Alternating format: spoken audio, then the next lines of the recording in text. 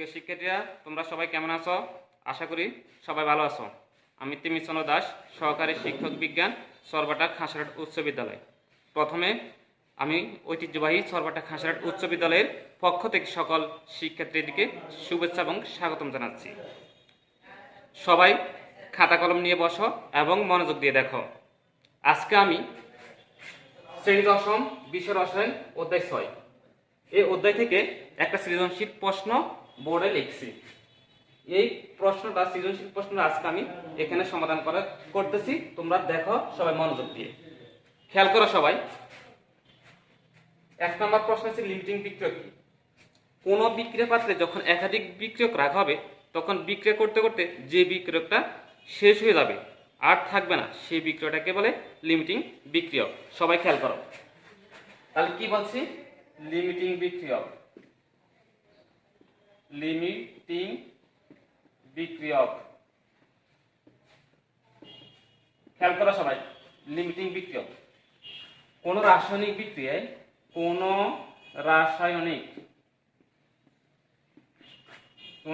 রাসায়নিক বিক্রিয়ায়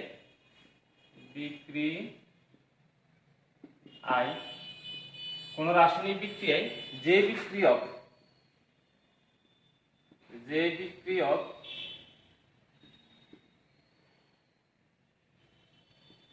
শেষ হয়ে যাবে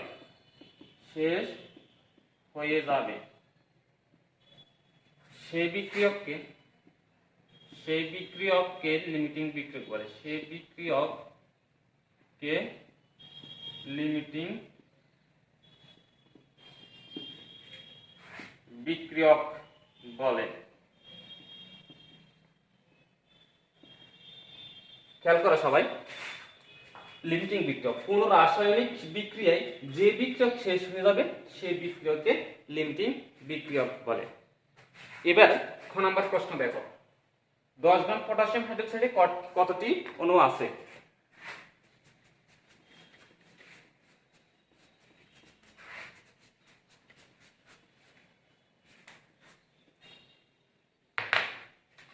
খ নাম্বার প্রশ্ন, 10 গ্রাম পটাশিয়াম হাইড্রোক্সাইডে কতটি অণু আছে এটা আমাদেরকে নির্ণয় করতে হবে। তাহলে আমরা প্রথমে জানি 1 মোল পটাশিয়াম হাইড্রোক্সাইড সমান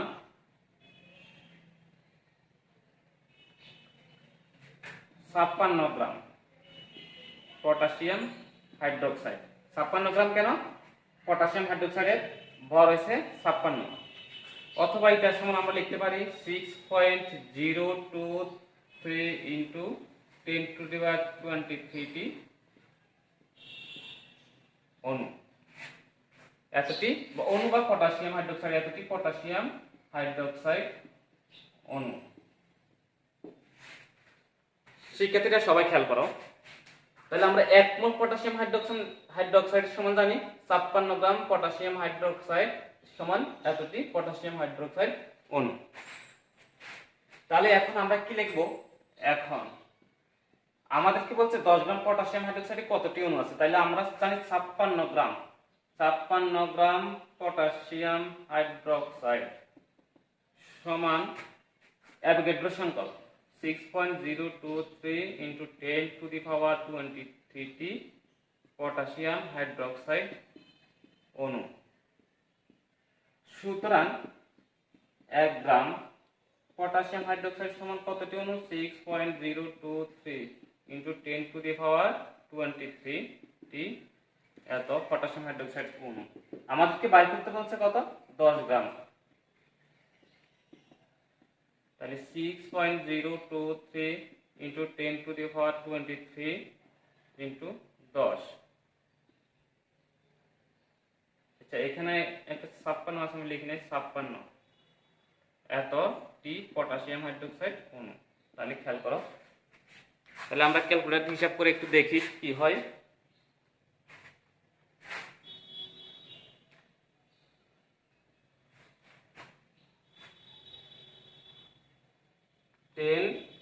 ইন্টু 6.023 ইন্টু 10⁻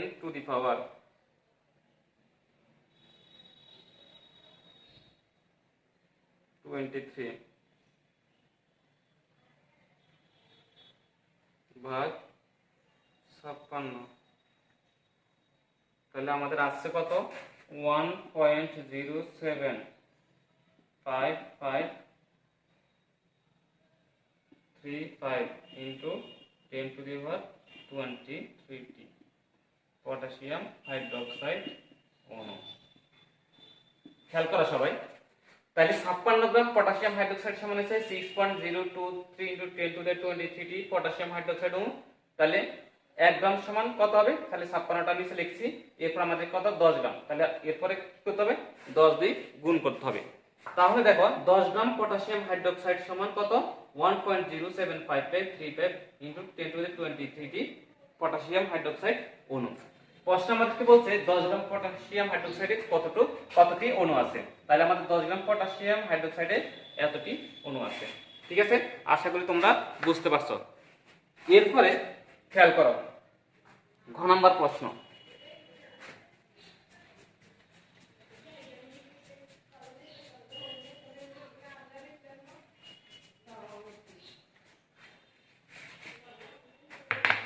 ঘ নাম্বার প্রশ্ন বলছে কি এই পাত্রে ঘনমাত্রা নির্ণয় করো, মানে এই পাত্রে ঘনমাত্রা, এই পাত্রে কি আছে পটাশিয়াম হাইড্রোক্সাইড। খেয়াল করো সবাই, প্রথমে আমাদের খেয়াল করতে হবে এই পাত্রে কি কি দেওয়া আছে, কি পরিমাণ দেওয়া আছে। পটাশিয়াম হাইড্রোক্সাইড দেওয়া আছে 10 গ্রাম এবং দ্রবণ হিসেবে কত 100 ml। খেয়াল করো সবাই, এই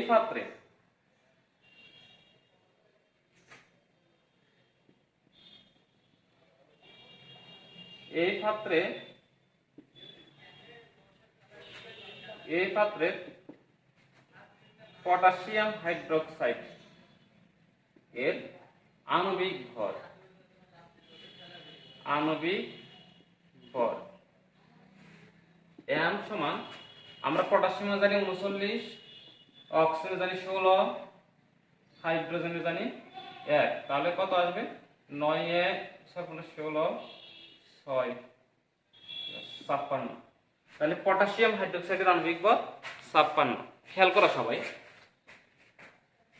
পটাশিয়াম হাইড্রোক্সাইড এর পরিমাণ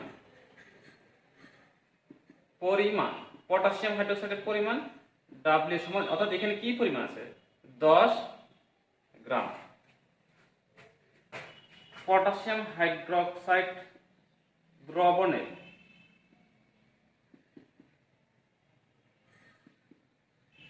আয়তন কত দেওয়া আছে, আয়তন B সমান 100 ml।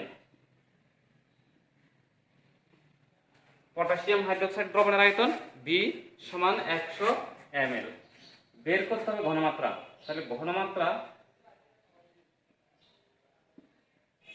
S এটা আমাদেরকে নির্ণয় করতে হবে, অর্থাৎ এর মান, এই S এর মানটা আমাদেরকে নির্ণয় করতে হবে। খেয়াল করো সবাই, আমরা একটা সূত্র জানি, এখানে আমরা জানি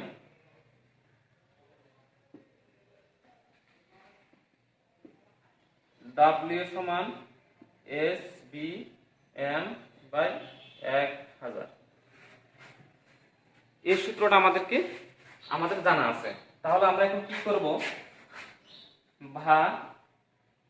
এখানে কিছু না থাকলে বুঝবো কত আছে 1 আছে। তাহলে A1 দিয়ে SBM কে গুণ করলে SBM সমান W গুণ 1000। দেখো খেয়াল করো, তাহলে এরপর আমরা কি লিখবো, S সমান W গুণ 1000। এখানে BM S এর সাথে গুণ আছে, তাহলে আমরা এখানে লিখব VM। আশা করি এই পর্যন্ত বুঝছো।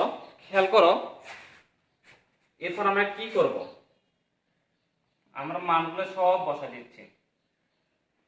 তাহলে আমাদের এখানে W এর মান আছে 10 গুণ 1000, আয়তন 100,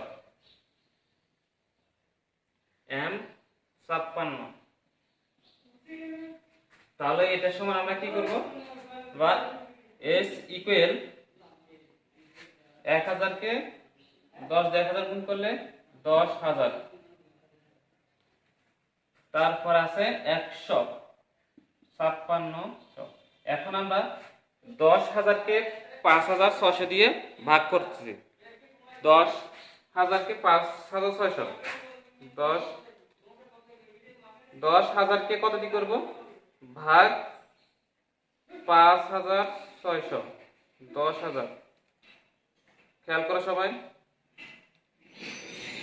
10,000 ভাগ 5,600, তাহলে 1.78। 1.78 অর্থাৎ এই পাত্রের ঘনমাত্রা, অর্থাৎ এখানে সূত্রাং দিই, অর্থাৎ এ পাত্রের ঘনমাত্রা 1.78 মোলার। এই পাত্রের ঘনমাত্রা 1.78 মোলার। খেয়াল করো সবাই, তাহলে এখানে এই পাত্রে যে যে মানগুলো দেওয়া আছে আমরা সব এখানে লিখে ফেলছি। লিখার পর আমরা একটা সূত্র জানি, W সমান SBM/1000। তাহলে কোনাকুনি গুণ করলে কি হবে? 1 দিয়ে SBM গুণ করলে SBM, আর W দিয়ে 1000 গুণ করলে কত? W গুণ 1000। এরপরে BM-টা এর সাথে গুণ আছে, এখানে আসলে ভাগ, অর্থাৎ নিচে চলে আসবে। তাহলে এরপরে W এর মান 10, 1000 লিখছি, এর V এর মান 100, M এর মান 56 এখানে পাইছিলাম। এরপরে 10 দিয়ে 1000 গুণ করলে 10,000, 56 দিয়ে 100 গুণ করলে 5,600। এই 5,600 দিয়ে 10,000-কে ভাগ করলে 1.78, অর্থাৎ এই পাত্রের ঘনমাত্রা 1.78 মোলার। তাহলে আমাদের এই পাত্রের ঘনমাত্রা নির্ণয় হয়ে গেছে। এরপরে ঘ নাম্বার দেখো। আশা করি এই সমস্যাটা সমাধানটা আশা করি সবাই বুঝতে পারছো। খেয়াল করো,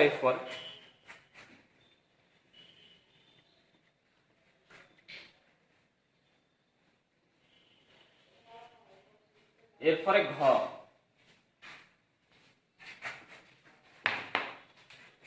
নাম্বার প্রশ্ন আমাদের কি বলছে? উদ্দীপকের দ্রবণ দুটিকে একত্রে মিশ্রিত করলে কোনটি লিমিটিং বিক্রিয়ক হবে? তাহলে আমরা প্রথমে বিক্রিয়াটা লিখব। দ্রবণ দুটিকে একত্রে মিশ্রিত করলে, দ্রবণ দুইটিকে একত্রে মিশ্রিত করলে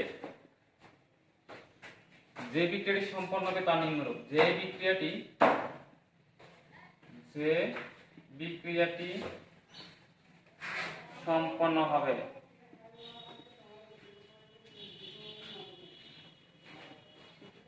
তা নিম্নরূপ। খেয়াল করো সবাই, তাহলে পটাশিয়াম হাইড্রোক্সাইড আর হাইড্রোক্লোরিক অ্যাসিড বিক্রিয়া করলে কি উৎপন্ন হবে আমাদেরকে আগে সেটা লিখতে হবে। পটাশিয়াম হাইড্রোক্সাইড একটি ক্ষার, পটাশিয়াম হাইড্রোক্সাইড আর HCl একটি অ্যাসিড। অ্যাসিড এবং ক্ষার বিক্রিয়া করলে কি জানি লবণ এবং পানি উৎপন্ন হবে। তাহলে পটাশিয়াম ক্লোরাইড আর H2O, তাহলে পটাশিয়াম হাইড্রোক্সাইড আর হাইড্রোক্লোরিক অ্যাসিড বিক্রিয়া করলে পটাশিয়াম ক্লোরাইড এবং পানি উৎপন্ন হবে। খেয়াল করো, এরপর এই পটাশিয়াম হাইড্রোক্সাইডের ভর 56, HCl এর ভর 36.5। আমরা লিখব এখন, এখান থেকে বোঝা গেছে 56 গ্রাম পটাশিয়াম হাইড্রোক্সাইড বিক্রিয়া করে 36.5 গ্রাম হাইড্রোক্লোরিক অ্যাসিডের সাথে। তাহলে আমরা লিখব 56 গ্রাম পটাশিয়াম হাইড্রোক্সাইড বিক্রিয়া করে 36.5 গ্রাম হাইড্রোক্লোরিক অ্যাসিড এর সাথে। সুতরাং 1 গ্রাম পটাশিয়াম হাইড্রোক্সাইড বিক্রিয়া করে 36.5 নিচে 56, তাহলে এত গ্রাম হাইড্রোক্লোরিক অ্যাসিডের সাথে। সুতরাং আমাদেরকে পটাশিয়াম হাইড্রোক্সাইড দেওয়া আছে 10 গ্রাম। তাহলে 10 গ্রাম পটাশিয়াম 10 গ্রাম পটাশিয়াম হাইড্রোক্সাইড বিক্রিয়া করে 36.5 গুণ 10 56।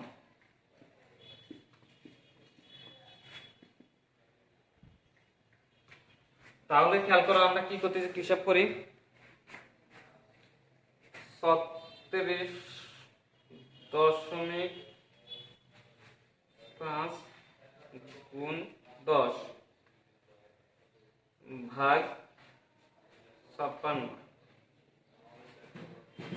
6.51 6.517।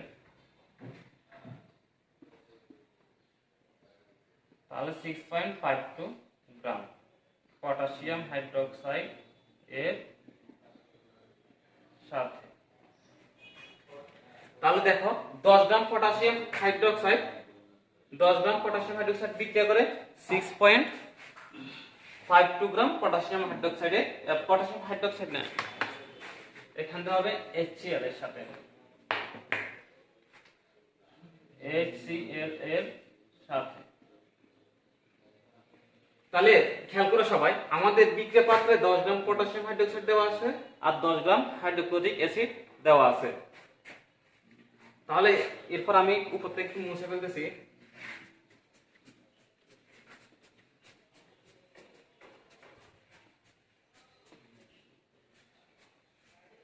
খেয়াল করো সবাই, অর্থাৎ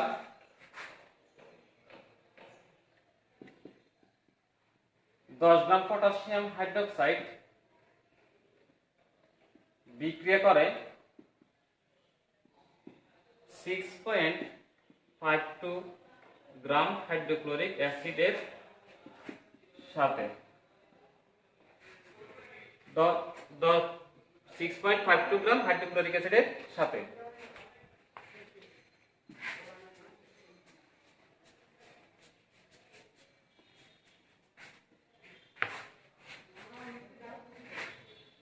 তাহলে আমাদের এখানে বিক্রিয়ায় পাত্র ছিল 10 গ্রাম হাইড্রোক্লোরিক অ্যাসিড, ব্যবহৃত হয়েছে 6.52 গ্রাম। তাহলে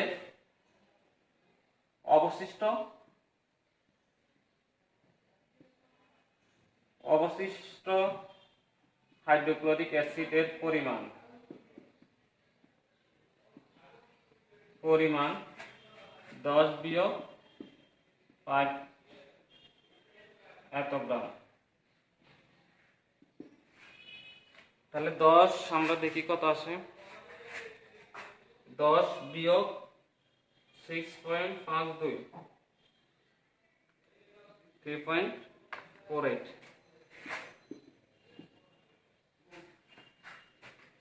তাহলে 10 গ্রাম পটাশিয়াম হাইড্রোক্সাইড বিক্রিয়া পাত্র যা আছে বিক্রিয়া করতেছে বিক্রিয়া করছিল 6.52 গ্রাম, কিন্তু বিক্রিয়া পাত্র অবশিষ্ট থেকে গেছে 3.48 গ্রাম।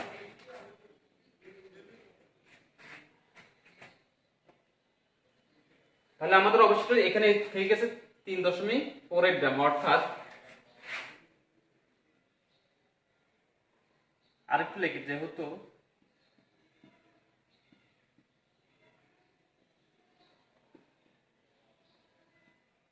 বিক্রিয়া পাত্রে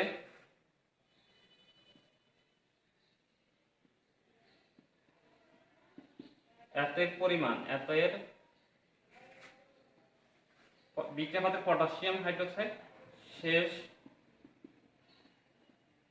হয়ে গেল, তাই পটাশিয়াম হাইড্রোক্সাইড একটি লিমিটিং বিক্রিয়ক।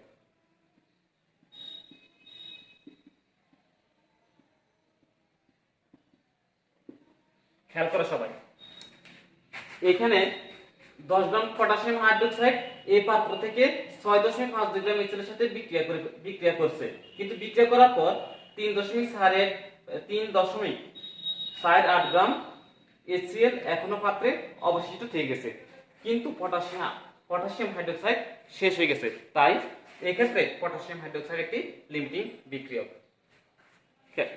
প্রিয় শিক্ষার্থীরা, আশা করি তোমরা এই সৃজনশীল প্রশ্নটা ভালোভাবে বুঝতে পারছো। ধন্যবাদ সবাইকে।